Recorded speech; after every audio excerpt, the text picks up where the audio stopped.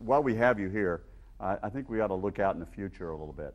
So you're saying it's a good time to be investing. Is there areas of investment that excite you and you get your juices flowing in the coming years? We sort of know where the problems were in the last few years, right. but what about the future, which I know is where you prefer to look? Right. The first thing I'd caution is what not to do. When things are hot, that's not the area to invest in. So security is not one I like. Wireless is not one I like today because there's too many people interested. The other thing I'd say before I talk about the areas I do like, and I promise I'll talk about that, one has to keep one's mind open. You can't assume there's hot areas and cold areas. It's the surprise element that is always where the biggest opportunities lie.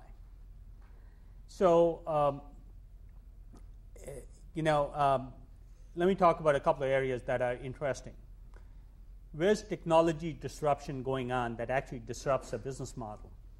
I think the whole area of biology, genetics will completely change what we do. There is so many things we do wrong and inefficiently. Wrong in the sense of that's the best we have, but theoretically a lot more is possible. And you look for that innovation. That's a very important area. An area that's sort of in the middle is nanotechnology. These two guys out of MIT we funded is sort of a nanotechnology play, but not really. My problem with nanotechnology is it's starting to become a bubble. Even before investments start, because investments really started, because everybody thinks it's hot. And it's very easy to get deceived into this cycle.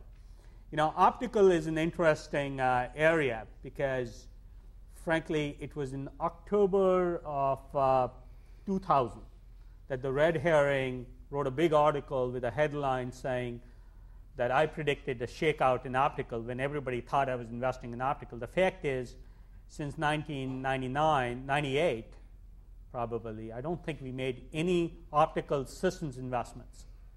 Why? Because the area was becoming so hot without a lot of fundamental innovation. In optical, fundamental innovation comes from physics. There's very little else that causes disruption. In biology, it can come from a number of different areas. So there are lots of interesting areas. I probably can't go through all of it. Even within narrow areas like computer software, there are radical areas for innovation. And probably not enough time to go into the details of that. But one thing I would say is find a big problem. To me, any big problem is a big opportunity. Because if you think about it, no problem, no solution, no company.